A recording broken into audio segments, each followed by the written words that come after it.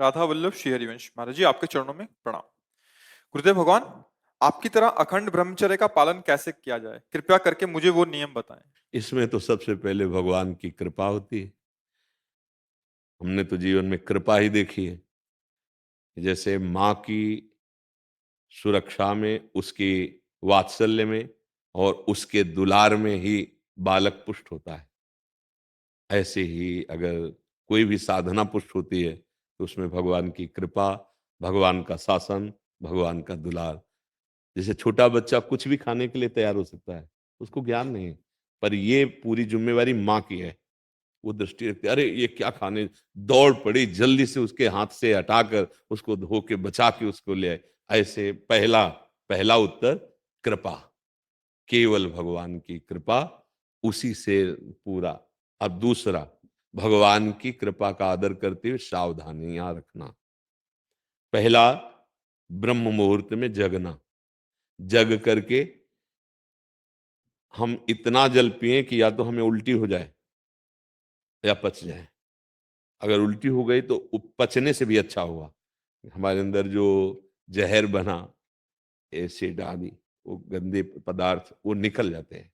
ये ब्रह्मचर्य के लिए बहुत आवश्यक, वो शीतलता प्रदान करता है। ब्रह्म मुहूर्त में बिना कुल्ला किए, वो जैसे तांबे के पात्र में 1 लीटर जल रख ले, रात भर रखा रहा, उसे पीजिए, तो वो बहुत आपको उसमें ब्रह्मचर्य में। और इसके बाद थोड़ा टहलिए, वज्रासन में बैठ के फिर शौच जाइए, फिर स्नान कीजिए जरूरी, और फिर आधा घंटा व्यायाम कीजिए, कठोर व्यायाम जैसे दंड बैठक, ऐसे फिर आधा घंटा आसन कीजिए जो योगिक आसन है। फिर अपनी दिनचर्या में उतर जाइए। विद्यार्थी हैं तो विद्यार्थी, और भी गृहस्थी के जो कार्य, खान पान, विशेष खट्टी चीज, कोई नशे वाली चीज या बहुत अधिक मीठा या बादी चीजें, ये ब्रह्मचर्य को नष्ट कर देती हैं। सावधानी, कब्ज न बनने पावे। कब्ज बने तो मृदु उपचार से उसको हटावे। जैसे अब एकदम बाजार से मिला चूर्ण ऐसा, वो नहीं, मृदु उपचार। जैसे ईसबगोल की भूसी है, छोटी हर है, उसको मिला लो, 1 चम्मच हो, 1 चम्मच हो, और 10 दिन बराबर लो। वो आपकी आंतों को धीरे से, अगर कोई बहुत ही तीव्र औषधि पाली तो वो पेट तो साफ करेगी लेकिन ब्रह्मचर्य को भी हटा देगी। वो इतनी हीट पैदा करेगी, जो कब्ज से हीट पैदा हुई थी, बहुत संभालने की जरूरत होती है। अगर व्यायाम नहीं है और आसन नहीं है और दिनचर्या ठीक नहीं, आहार ठीक नहीं, तो भूल जाए कि कोई ब्रह्मचर्य नैष्ठिक, 10-20 दिन वो बात अलग है, नैष्ठिक ब्रह्मचर्य के लिए।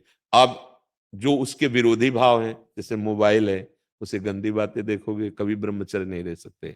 जैसे गंदे मित्रों का संग करोगे, कभी ब्रह्मचर्य नहीं रह सकते। जैसे आप गंदी चिंतन अंदर करोगे, तो आप भले क्रिया ना करो लेकिन आप ब्रह्मचर्य नहीं रह सकते, क्योंकि चिंतन मात्र से अंदर एक मनोवाह नाड़ी है, वो नाड़ी मथाने का कार्य करती है। रक्त से मंथन करके वो उस जीवनी शक्ति को बाहर कर देगी, जिसे स्वप्न दोष आदि कहते हैं। वो इस तरह से नष्ट हो जाएगा हमारा चिंतन। तो फिर चिंतन करने के लिए इतनी सामर्थ्य है नहीं कि हम तत्व का चिंतन, भगवत, तो हम नाम जप करते हैं, राधा राधा राधा राधा, नाम जप करते हैं, पवित्र भोजन पाते हैं, और कभी कोई कुसंग नहीं करते हैं। हमारा लक्ष्य बन जाए कि हम भगवत प्राप्ति करेंगे, तो नैष्ठिक ब्रह्मचर्य रह जाएगा। और रोज इसी बात का केवल ध्यान रखोगे, ब्रह्मचर्य का तो नहीं बन पाएगा, उसको भूलना भी होगा। वो एक साइड में चल रहा है, हम गलतियों पर सावधानी रखे हुए हैं, लेकिन हमारा लक्ष्य भगवत प्राप्ति रहेगा, तब चल पाएगा। नहीं, अहंकार शुरू हो जाएगा, अब उस अहंकार में ही काम क्रोध लोभ मोह मद मत्सर प्रहार करेंगे, आप गिर जाएंगे।